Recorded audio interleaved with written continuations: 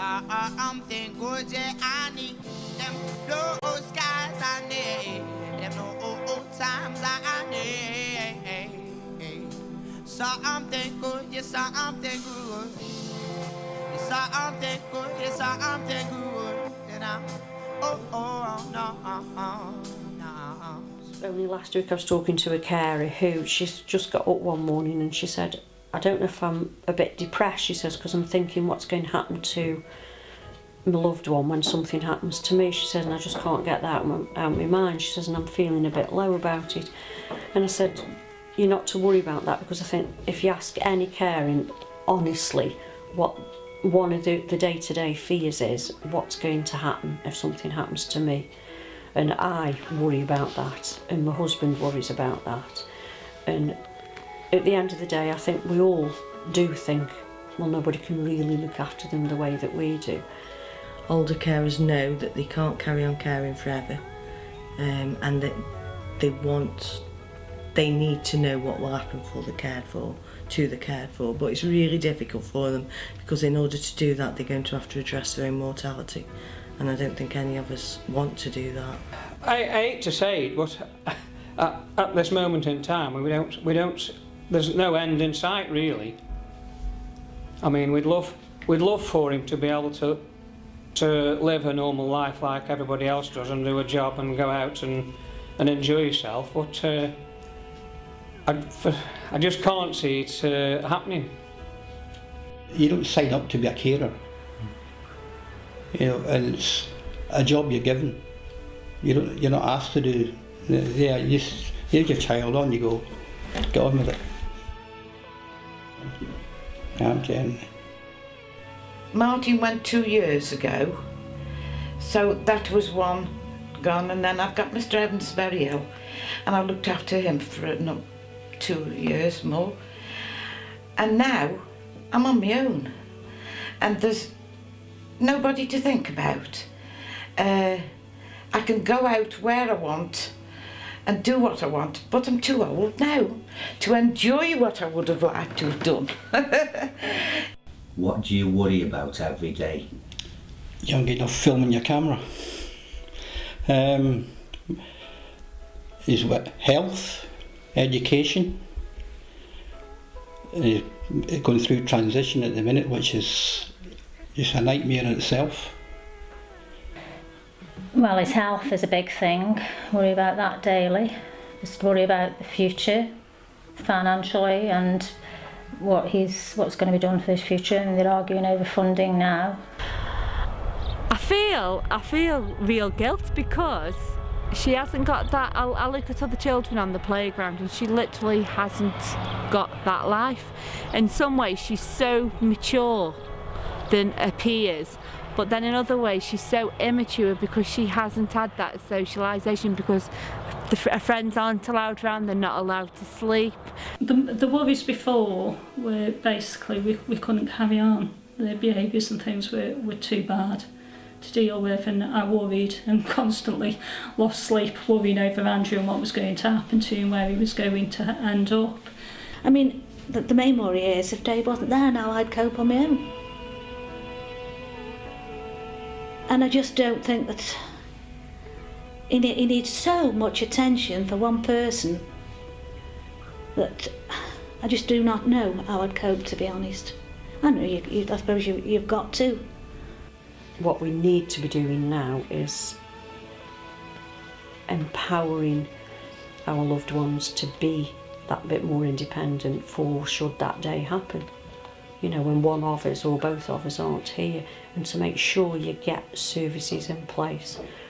Do you feel that you're living 2 people's lives?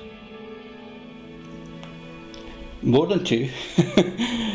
Yeah, because we're constantly having to deal with everything. Oh, definitely, most definitely, yes. You also suffer from guilt as well, because obviously Matthew is the main one. You've got to spend your time, putting him first. Well, I feel lost. I'm lost. I'm lost because I haven't got anybody to look after. That is the most strange thing. Well, yeah, oh, for definite, yeah. Because everything we do in life revolves around our son. Yeah. Once those carers do reach crisis, then they've got to be picked up. But there are other carers that want to get in the system, that need support right from the start of a diagnosis, right the way through, to help them to continue with that. And their sons or daughters have been doing what they're doing now for the past 40, 50 years.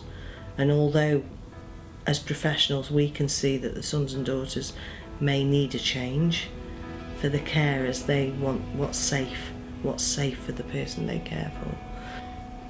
You feel, you know, that it's like being on elastic and you're just waiting for something to break, to be honest. A child with a disability could demand a lot of time that would be shared out between 2 or 3 children. Maybe that one child will demand, 80% of that time. A child can become resentful of the sibling because obviously they want their time with the parents. They want mum time, dad time. I would say that we didn't have much of a life together. It was hard work. We both worked. You blame yourself because you think, well, I should have given my daughter more time. When he's at home, they were always falling out because he was jealous, because she could go out, she could have a boyfriend, she's got a husband, she's got children. He can't. Given 2 weeks to do anything, what would you do? Probably take that long to unwind, but I'd like to do nothing. Not be in contact with anybody, but you always feel you have to be at the end of the phone. I think we'd just go and lose ourselves and walk. We'd just walk, just be together where there's nobody else. I've thought hard about this one in 2 weeks. I can't imagine being away from Andrew actually for 2 weeks. Part of me would say I'd like to go on a walking holiday, away from all of that race, and just have some quiet and some lots of time. We did have a time where he went to Western Coiney, Riverside, and we stopped a week, and we went to Wales to my daughter, but she was ill, and we went there for a week without him. And there isn't many times as we went out. The nearest ship to go on a 2-week cruise with my husband with no phones, and that is what we would do. As much as we enjoy the home, we do enjoy our holidays, but of course now respite isn't as we would like it to be. I think my wife said it all. We'd like to have some time to ourselves, to be on a holiday that something that we really like doing. Because we've never been able to do that. I mean, I know what you just said, but you'd have to be in the situation where you knew for 100% that he's been taken care of, so that you're not spending all the time thinking of what to do. Shall I pick the phone up? Shall we go back? But in the right situation, that's what I'd do anyway. Desert island. No telephones, no nothing. But that's never going to happen.